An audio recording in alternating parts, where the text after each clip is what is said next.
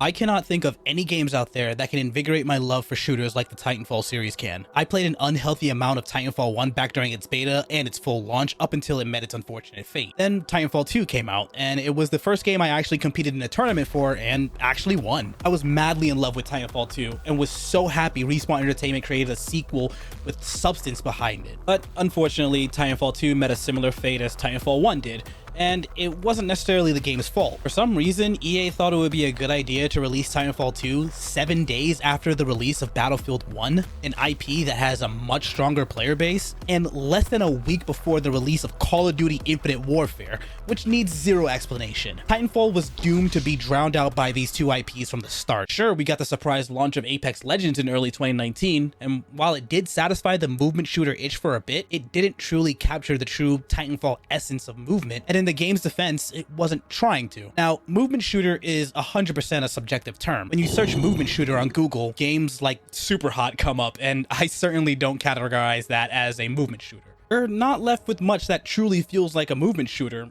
but SPRAWL is here to fix that.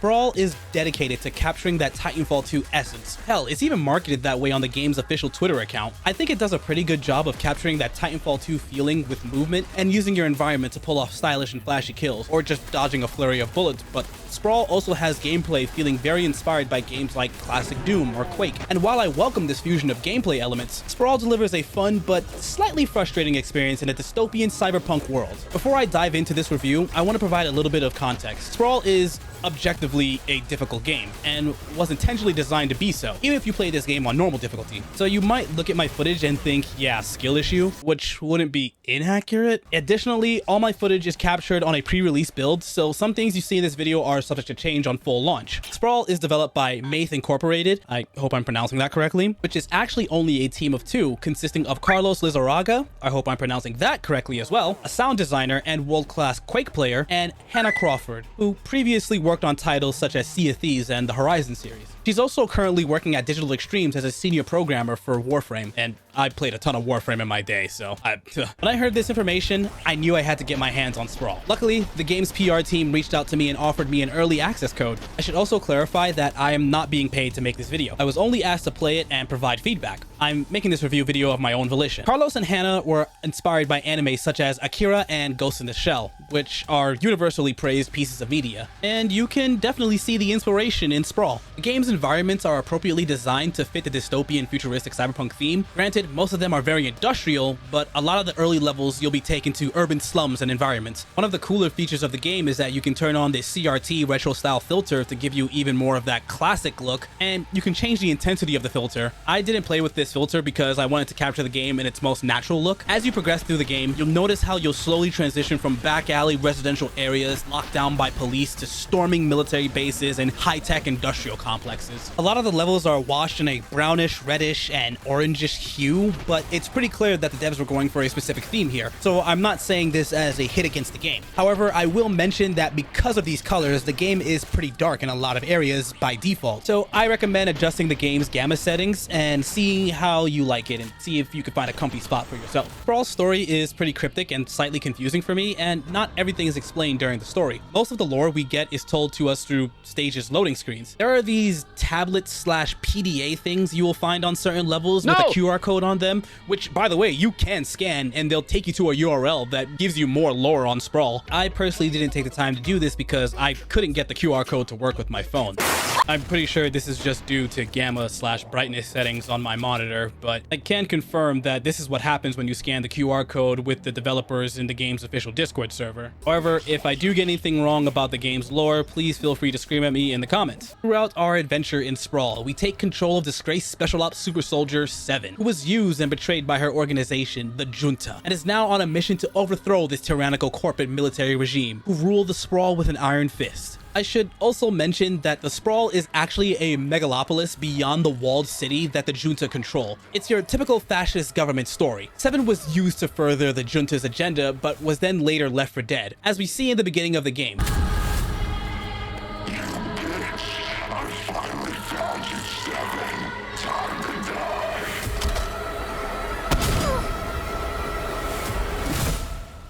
If you do a little bit of digging on the game's official Twitter, you can find the designs of Seven. One of the official artworks of Seven shows us that she lost her eyes and relies on a cybernetic augment to view the world around her. More tweets showcasing her design tells us that the devs really wanted to nail the 90s anime manga vibes for her, and that the aesthetics were a big focus for them while designing Sprawl. Her design really gives off secret agent super soldier vibes to me personally, but I will say that I'm glad they didn't go with your typical sexy, slim, petite secret agent theme with her. Sprawl is definitely leading more towards the grunge and survivalist themes here. The game opens up with Seven being blasted out of an apartment building by some big motherfucker, and from what we can tell, the story starts off after Seven decides to rebel against the junta because they seem to be already hunting her. We're awoken by a voice in our head who calls themselves Father.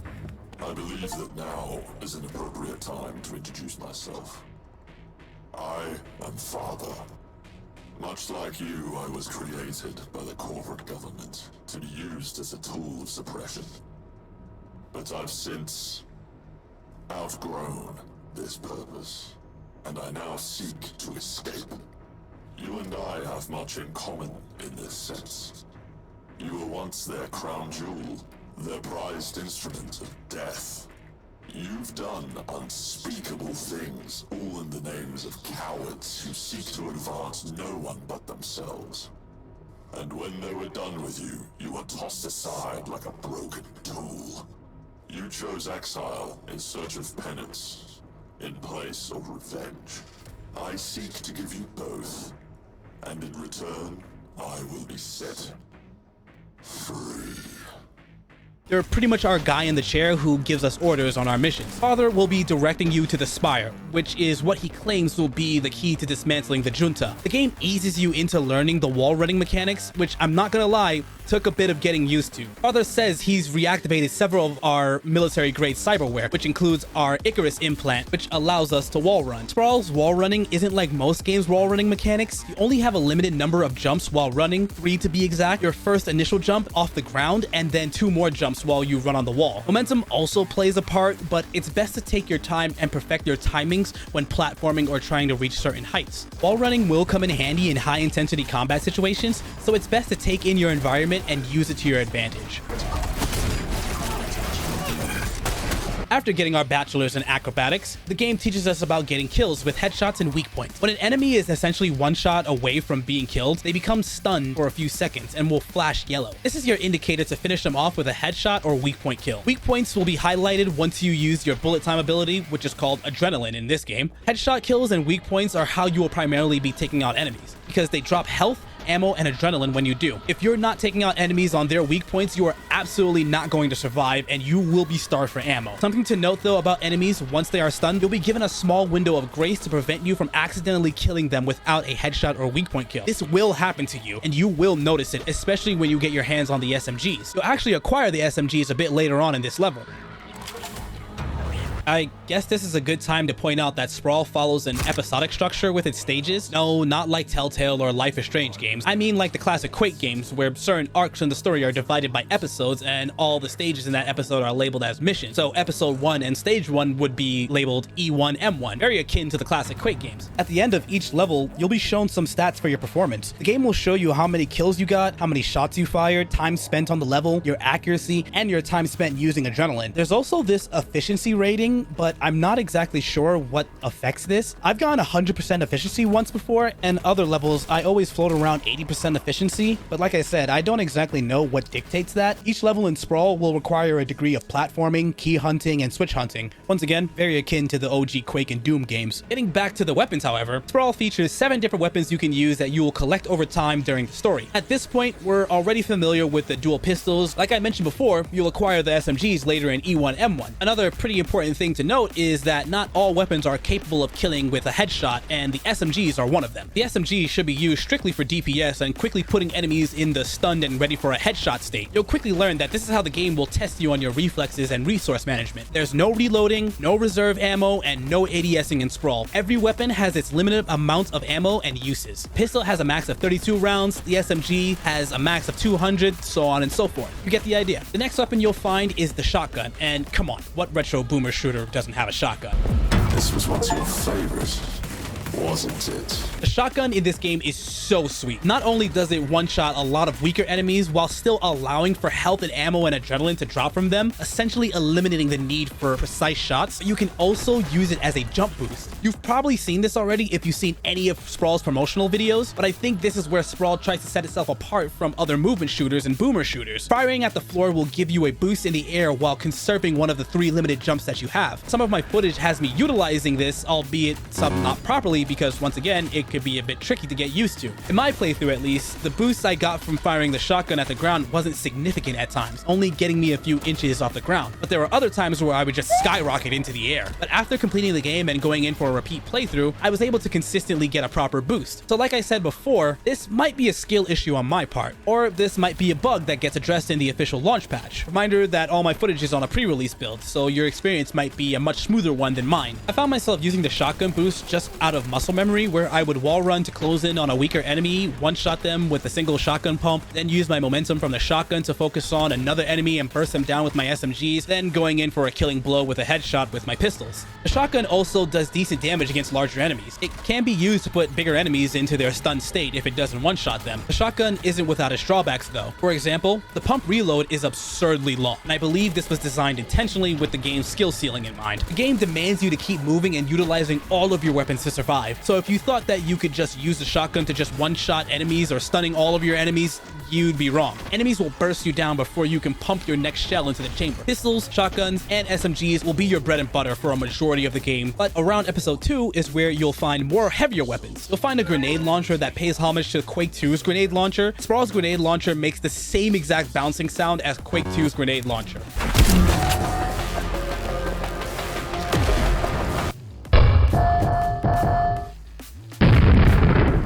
The grenade launcher is pretty cool because of its pretty forgiving nature. You can get pretty good damage on enemies if your grenade makes a direct impact on them, but even if your grenade doesn't connect, it'll bounce a few times and lay on the floor for a few seconds before it explodes. However, you can use that time before detonation to detonate the grenade yourself with your pistols. So you can strategically place a grenade around grouped up targets and manually detonate the grenade yourself. Next weapon in your arsenal is a big fuck off minigun, or chain gun as this game calls it. It doesn't have the rate of fire as a normal minigun, but it is high damage.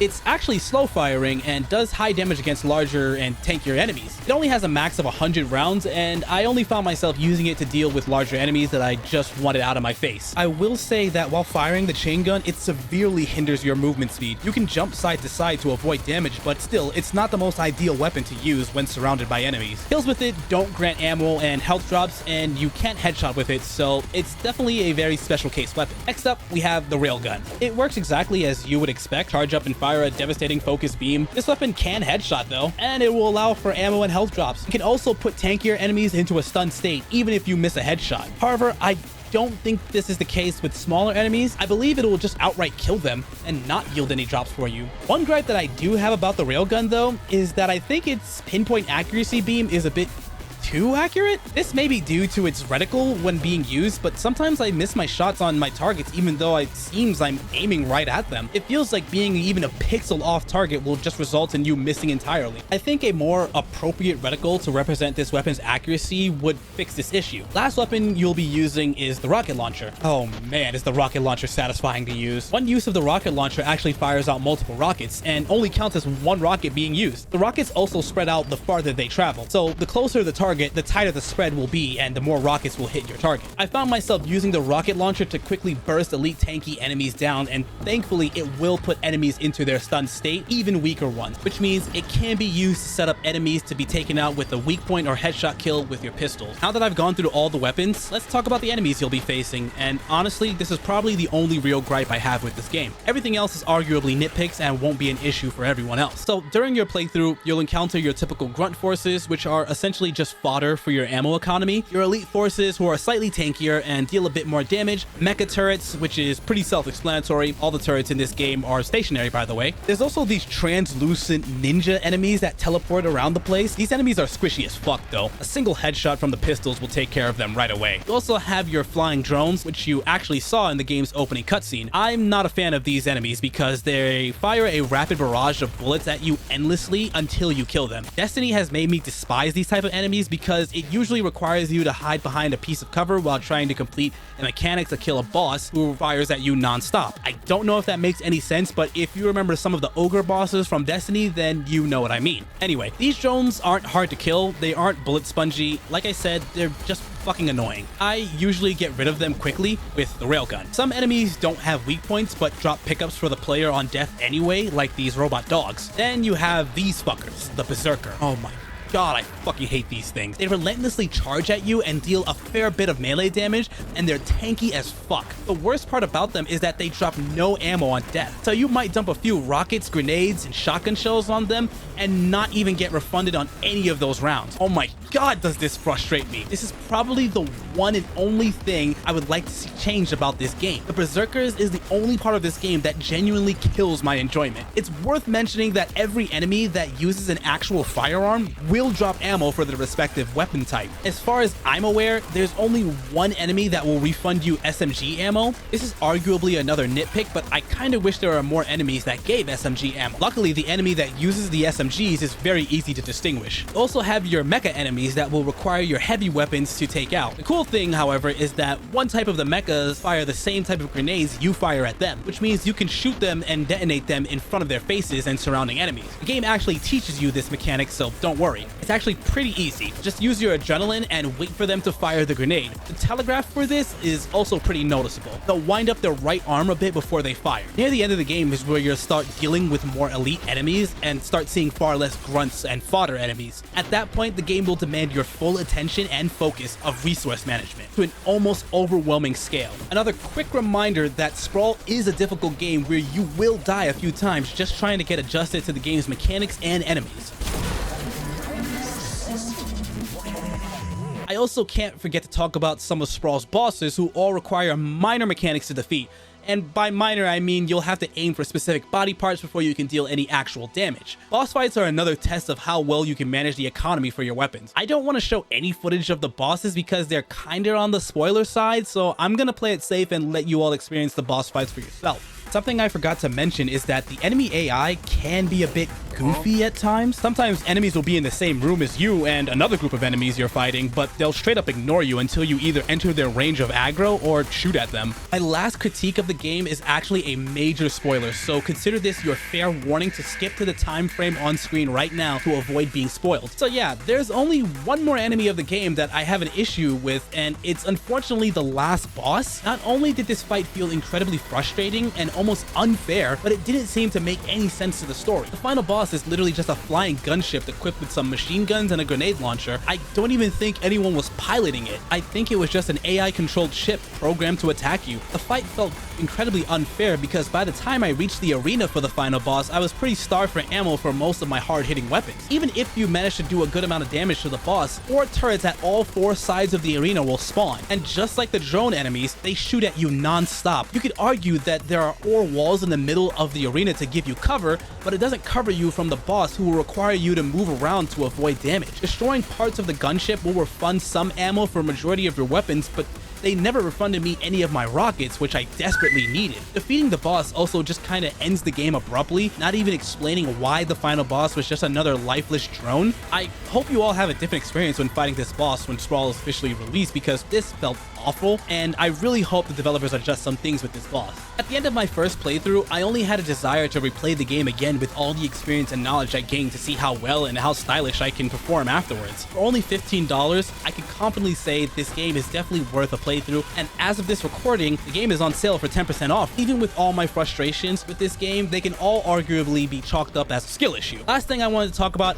was the game's phenomenal soundtrack. Carlos Lizarraga single-handedly composed the awesome industrial soundtrack you hear in each stage of SPRAWL. I have very limited musical vocabulary, so there's just no way to properly express how Carlos just nailed each and every track's vibe for each stage. Man, I should have recorded my reaction to seeing Brandon McKagan's name at the end of the credits. If you didn't know, Brandon McKagan is the composer behind other indie FPS title Trepang, which I did a full playthrough on my Twitch channel. Truthfully, Brandon only co-composed the music for the game's end credits, but hearing that both Brandon and Carlos worked together damn near made me as excited as a Zoomer getting a PS5 for Christmas.